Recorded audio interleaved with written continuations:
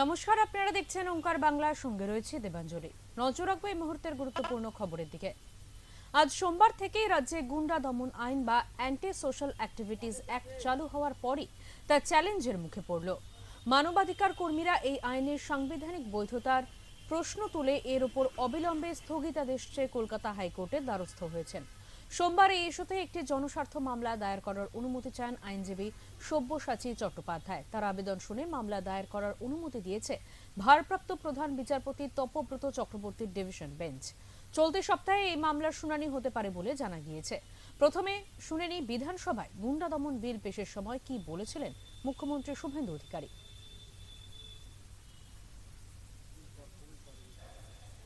ভদ্রলোক যারা আছে তাদের উপরে প্রয়োগ হবে না। সমর বাবু, আপনি আবেদন করুন সবাইকে, এই আইন আপনার জন্য নয়, আপনি প্রণব বাবুর সহযোগী, respected our ex president of India. আমরা কোন ভদ্রলোকের বিরুদ্ধে প্রয়োগ করব না, কিন্তু সন্দেশখালীর বেতাজ বাদশা, জীবনতলার খুনি, যখন যে দল আসে সেই দলে চলে আসে। এনআইএ তোলার আগে আমাকে 4 বার মেসেজ করেছে, ক্ষমা কি করবেন না? আমি ক্ষমা করার কেউ নই। পুষ্পা বলেছিল ঝুঁকে গানে, অতএব এই একই পরিণতি ওই নয়দার এমএলএটার হবে যদি ভাষা সংযত না করে। ওর একই পরিণতি হবে। ও মমতা ব্যানার্জিকে ডিল করেছে, আমাকে ডিল করেনি, আমাকে ডিল করতে হবে ওকে। এমন রাফুল অ্যাকশন নেব, বুঝতে পারবে আইনের শাসন কাকে বলে। সবাই মিলে পাস করুন গুন্ডা মুক্ত বাংলা।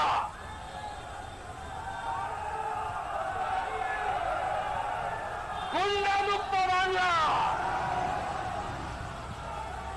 একটাকে ছাড়া হবে না। বকরি ঈদ করেছেন, অসুবিধা হয়েছে? মহরম করেছেন, অসুবিধা হয়েছে? কোথাও কেউ বাধা দেয়? আইন মেনে করুন না, এই ভুল বুঝাবেন না। আর এই রাজ্যের যারা ভারতীয় হিসেবে স্বীকার করেন নিজেকে মনে প্রাণে হৃদয়ে, তাদেরকে বলবো যে দল, যে ধর্ম, যে সম্প্রদায়ের হন, আইন মেনে চলুন। এই সরকার আইনের শাসন প্রতিষ্ঠা করেছে, এটাকে ধরে রাখবে, অন্যায় করবে না। এই আইন কারোর ক্ষেত্রে রাজনৈতিক প্রতিহিংসার ইনস্ট্রুমেন্ট হিসেবে ব্যবহার হবে না। On the floor of the August house আমি এটা কমিট করে সবার সমর্থনে ঐতিহাসিক বিল অনুমোদিত হবে এবং কার্যকর হবে। এই আবেদন থেকে আমার কথা শেষ করলাম।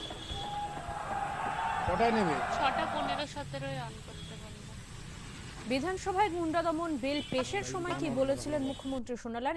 এবারে যেটা শোনাবো, রাজ্যে গুন্ডা দমন আইন চালু হওয়ার পর আজ ঠিক কি বললেন মুখ্যমন্ত্রী।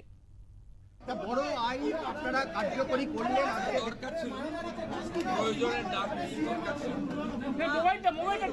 সাধারণ মানুষের 15 বছর গুন্ডাদের সরকার ছিল, তার আগে হারমানদের সরকার ছিল। 34 বছরের কমিউনিস্ট হারমা আর 15 বছরের তৃণমূলী গুন্ডা, এদের জব্দ করার জন্য এই আইনের খুব প্রয়োজন ছিল। পার্টি নির্দেশ দিয়েছে, বিধানসভায় আমরা আইন পাস করেছি, রাজ্য সম্মতি দিয়েছে, আইন কার্যকর।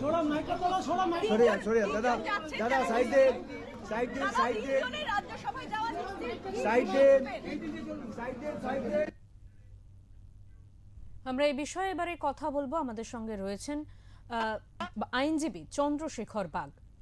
নমস্কার, আপনাকে ওঙ্কার বাংলায় স্বাগত। প্রথমেই স্যার প্রথমেই যে বিষয় একটু আপনার কাছ থেকে জানতে চাইবো যে রাজ্যের গুন্ডা দমন আইনে এমন কি ধারা রয়েছে যাতে মানবাধিকার লঙ্ঘনের আশঙ্কা করা হচ্ছে, প্রথমে এই বিষয়ে একটু জানতে চাইবো। দেখুন, ব্যাপার হচ্ছে যে পশ্চিমবঙ্গ এই যে পরিবর্তনের সরকার, সেই সরকার কতগুলো ব্যাপারে যেমন তাদের খুব রেসপেক্টিভ এবং পজিটিভ স্টেপস যেটা আমরা দেখতে পাচ্ছি, সেই তার মধ্যে এই যে নতুন যে আইন, গুন্ডা দমন আইন, হুম। সেই আইনটা আনা হয়েছে এবং এইটা আজ থেকে এটা চালু হলো। এখন এই আইনের কতগুলো ধারা রয়েছে, কতগুলো ব্যবস্থা রয়েছে, যেগুলোর ক্ষেত্রে পুলিশ দরকার মতো সেটার ব্যাপারে স্টেপ নেবে এবং এই স্টেপ নেওয়ার ক্ষেত্রে পুলিশকে কতগুলো যে ক্ষেত্রে কোনো রকম কোনো মানে সেই রকম জাতীয় যাদের বিরুদ্ধে যে স্টেপ নেওয়ার দরকার আছে, সেই স্টেপগুলো নেওয়ার ক্ষেত্রে এই আইনটা প্রযোজ্য হবে।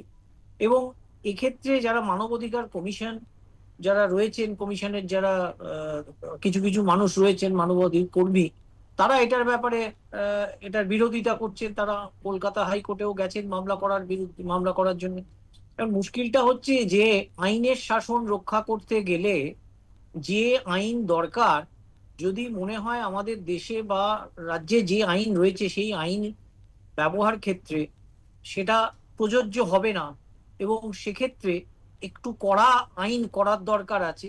এবং রাজ্যের সেই ক্ষমতা রয়েছে, ল অ্যান্ড অর্ডার রাজ্যের হাতে রয়েছে, সেই ল অ্যান্ড অর্ডার রাজ্যের থাকার দরুন রাজ্য সরকার এই আইন এনে, আমাদের ভুলে গেলে চলবে না 1971 সালে মিসা অ্যাক্ট হয়েছিল। সেই মিসা অ্যাক্ট যেটা ছিল সেটা হচ্ছে এই রকমই একটি গুন্ডা দমন অ্যাক্টের মতোই একটি অ্যাক্ট, যেটা ইন্টারনাল সিকিউরিটি, অর্থাৎ রাষ্ট্রের মধ্যে যদি কোনো রকম ইন্টারনাল সিকিউরিটির কোনো প্রবলেম হতো তাহলে সেক্ষেত্রে সেই আইন ব্যবহার করা হতো। এখন রাজ্যের মুখ্যমন্ত্রী পশ্চিমবঙ্গের পরিস্থিতি যা দেখতে পাওয়া যাচ্ছে, সেই পরিস্থিতি অনুযায়ী বিবেচনা করে তিনি এই আইন এনেছেন।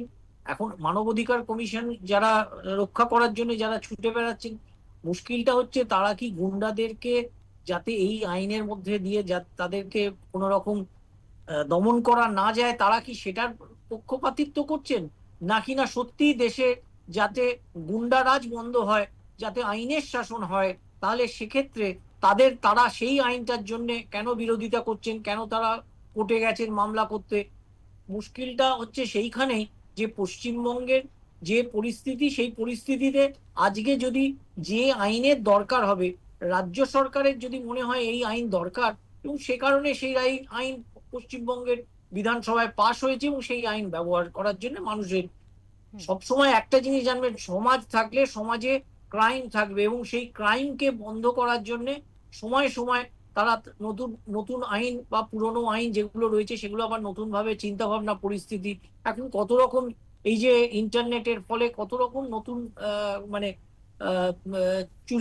চুরি বা ছিনতাই বা যেগুলো আগে হতো সেগুলোর থেকে এখন অনেক মডার্ন ক্রাইম হচ্ছে।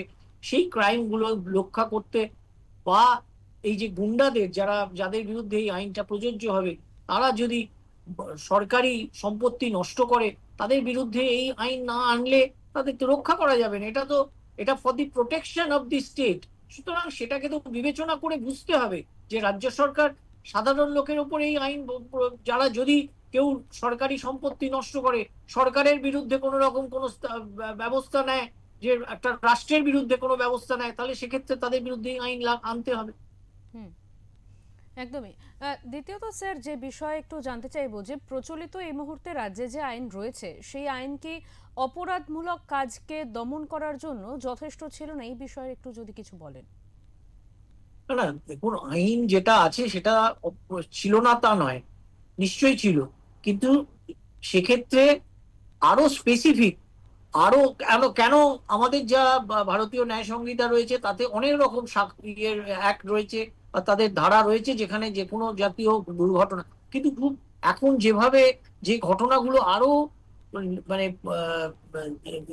আরো আরো কি বলবো, জাতীয় যে ঘটনাগুলোকে যাতে সেই আইনের ধারার বাইরেও কিছু দুর্ঘটনা ঘটানো হচ্ছে, সেই আইনগুলোর জন্য এই নতুন আইনের দরকার হয়। সেই পরিস্থিতিগুলো যেগুলো আগে আমরা কখনো ভাবতে পারিনি, সেই আইনের জন্য নতুন আইন আনতে হবে, এবং সেটা তো সমাজের জন্য, সমাজ কল্যাণের জন্য, সমাজের মানুষের জন্য।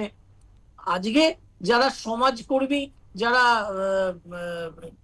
হিউম্যান রাইটস এর ধ্বজা ধরে যারা এটার বিরোধিতা করছে, এটা দেশের আমাদের রাজ্যে আইন সভা থেকে পাশ হয়েছে। সুতরাং সেই আইন তো অবশ্যই মানে সাধারণ মানুষের প্রোটেকশনের জন্য, এবং যারাই গুন্ডামি করে, যারাই বদমাইশি করে, তাদের বিরুদ্ধে যাতে কড়া হাতে মোকাবিলা করতে পারে রাজ্য সরকার, সেই জন্য এই আইন আনা হচ্ছে। একদমই। স্যার, তৃতীয়ত যে বিষয় আরেকটু জানতে চাইবো যে এই আইনের কি পরিমার্জন হতে পারে বলে মনে হচ্ছে আপনার? আপনার দেখুন, ব্যাপার হচ্ছে যে এই আইনের কতগুলো যে ধারা যেগুলো সমস্ত রয়েছে, সেগুলো খুব স্পেশাল অ্যাক্টের মতো রয়েছে, এবং এগুলো প্রযোজ্য হওয়ার ক্ষেত্রে যাতে কোনো রকম মানুষই যাতে একটা সমাজে যারা এই জাতীয় মানে নীচ কাজ করে থাকে, যারা এই জাতীয় মানে সমাজের বিরুদ্ধে কোনো রকম যে জাতীয় কাজ করে, সেই কাজগুলোকে দমন করার জন্য এই আইন আনা। এবং এই আইনের ফলে তাদের মধ্যে একটা ভয় আসবে, একটা ভীতি আসবে, একটা ভীতির সঞ্চার হবে, যে যাতে কোনো রকম ভাবে এই আইন যাদের ওপর যদি প্রযোজ্য হয়, তারা চট করে জামিন পেতে যে কতগুলো সুবিধে পাওয়া যেত আইনের ধারা অনুযায়ী, আমাদের যে ভারতীয় ন্যায় সংহিতা বা বলে বিএনএসএস যেটা রয়েছে, সেগুলোর থেকে যাতে সেইগুলো যাতে না তারা সেই সুবিধাটা পায়, তাই জন্য এই স্পেসিফিক আইন আনা। এবং যাতে তাদের জামিন অযোগ্য ধারায় যাতে এদেরকে বিরুদ্ধে ব্যবস্থা নেওয়া যায়, এবং যাতে পুলিশ কাস্টাডিতে তারা থাকে বা জেল কাস্টাডিতে থাকে, সুতরাং তাদের সেই জন্যই সেরকম ভাবে এটার ব্যবস্থা করে। একদমই। অনেক ধন্যবাদ স্যার, আপনাকে অনেক ধন্যবাদ।